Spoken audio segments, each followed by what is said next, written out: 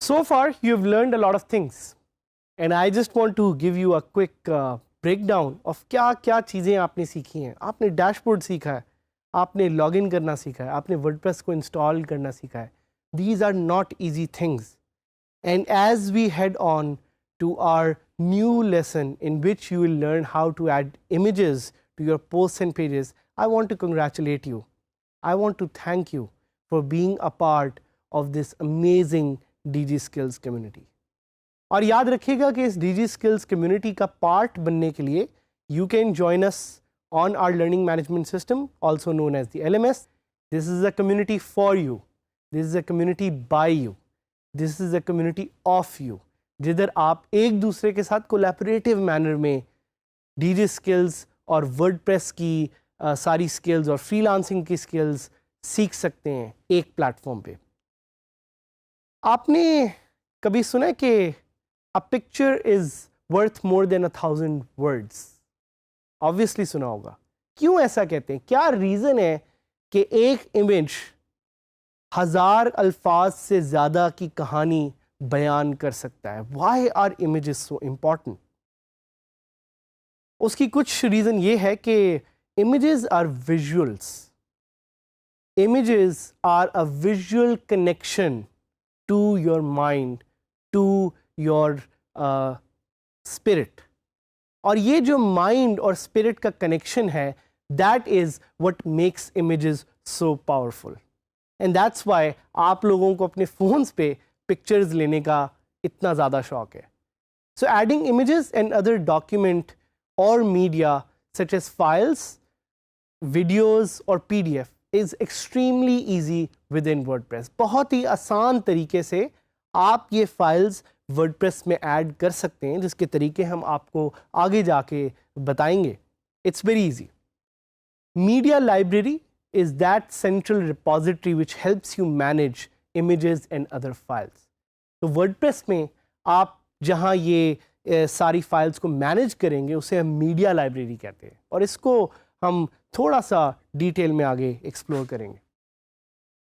So now the question is, now the very simple and very obvious question is कि आप images को या आप pictures को कैसे ऐड कर सकते हैं WordPress में? How can you easily insert or add images? Because again, images are worth more than 1,000 words.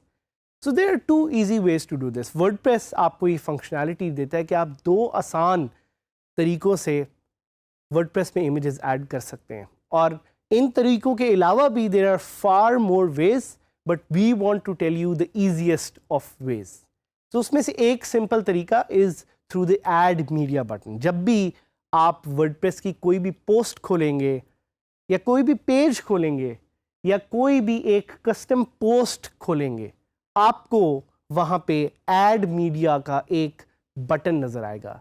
This button is your window, is your opportunity to add anything, especially images to WordPress. So ये तो हो गया एक तरीका, बड़ा simple, बड़ा easy.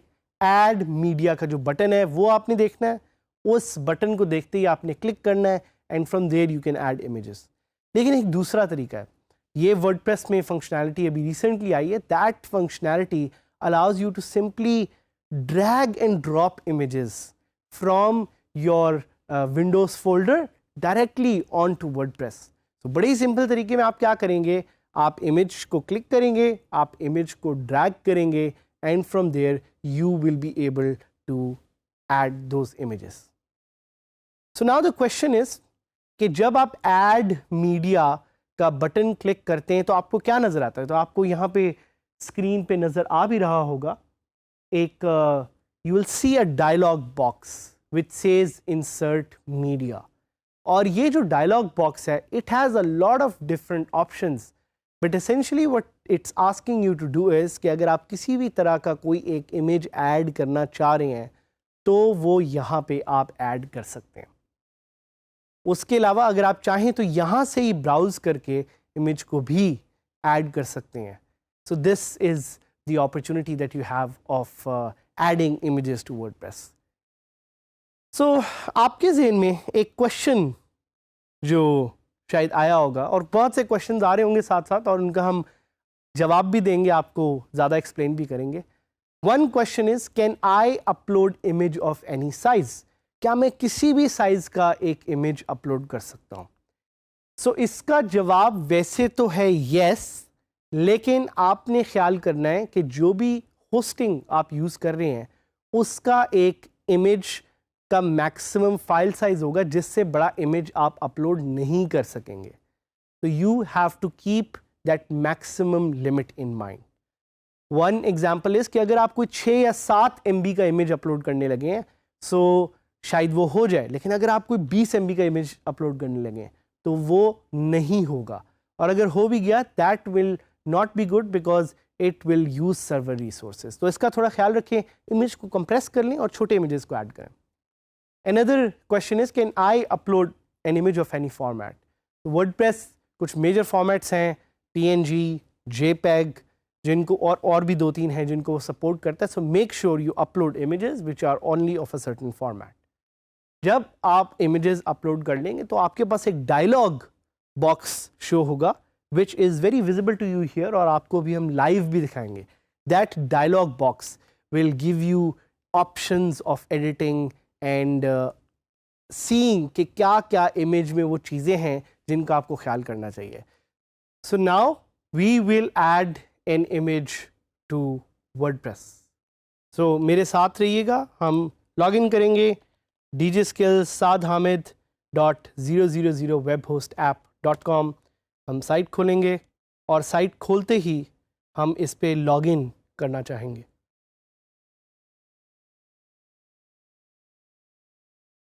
सो जैसे ही log in करेंगे हमें क्या नज़र आएगा? Dashboard. And what I can do is कि I can create a new post right from here. मैं न्यू पे जाता हूँ टूल बार को यूज़ करते हुए, and I will click on post. Post का बटन मैं दबाऊँगा तो एक नई पोस्ट मेरे सामने खुल जाएगी, और इसको मैं क्रॉस कर देता हूँ। So now you can see कि हमने अपने पिछले लेसन में, याद होगा आपको, TinyMC इंस्टॉल किया था, उसकी वजह से हमारा टूल बार थोड़ा सा इन्हेंस हो गया था।